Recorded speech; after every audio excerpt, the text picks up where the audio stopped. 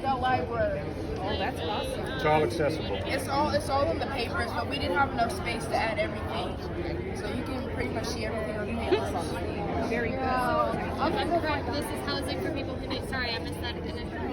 Housing Yeah. for people who need it, along So with all these the are. facilities. So I'll do it again because we forgot to film it. So these are community-based centers, but they're really helping train local people how to become entrepreneurs and to start businesses. Okay. So, but we want it to be accessible to everyone. So we have elevators, we have stairs, we have parking, we have all different types of things.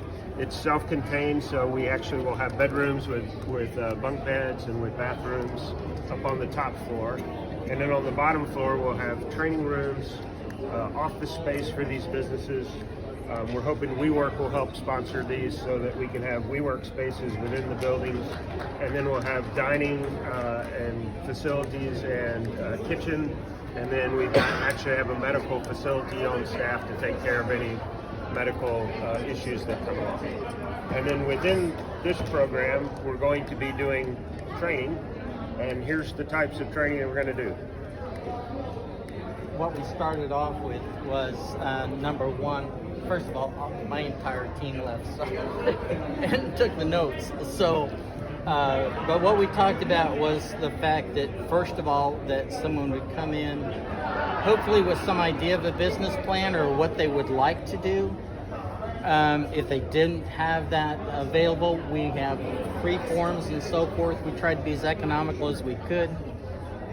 So there's things that are available on creating a business plan and so forth from the Small Business Administration, from different economic development councils in different communities that would be there that would assist these people in at least trying to understand what it could be. As far as financing and so forth is concerned for their businesses, we talked about looking to federal and state grants, looking to businesses like Tico and Mosaic and so forth that might be interested in helping a minority or women's-based business to get started. We also talked a little bit about the Small Business Administration and SBA loans and so on. And to be honest, I spent time trying to work with the kids so they understood even some of the concepts because they're not really taught that much in high school. The difference between a grant and getting a loan from the SBA and how they would be different. Once they could secure some financing and so forth, we talked about the human capital that would be involved. From the side of training and so forth, again, trying to keep costs reasonable. We would utilize individuals from the community, whether they were from that profession that's being questioned. We talked about the fact of if you think you want to run an ice cream store and that's what you'd like to start, the first thing to do is go to an ice cream store and get a job and work there for 6 months to decide if you really do like ice cream stores as a place to work, so that they have some understanding of the field first. Once they do that, then they would be able to make a better decision as to is that the way they want to go. We talked about going to the Chamber of Commerce, dealing with professional organizations that might deal with the topic that they may have picked that they wanted to go into. So it would be reaching out to professionals already in the community, reaching out to the Chamber of Commerce, reaching out and talking to individuals that understand that business. Then we talked about mentorship. The mentorship also would come from individuals within the community itself, Chamber of Commerce and so on. We talked about the fact that if they're going to be in business and they're going to have a bank loan and so forth, mentorship comes from all different ways and walks of life, so that if I'm running a business and I'm having issues with finances, I can go to the bank and the banker will talk to me about finances.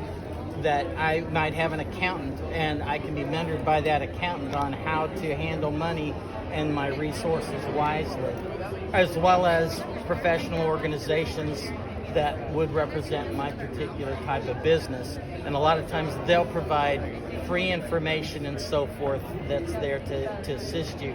You've got the state of Florida, for example, through the Cooperative Extension, that can give a lot of information on running a business. The SBA gives a lot of free information out, trying to, again, keep it economical.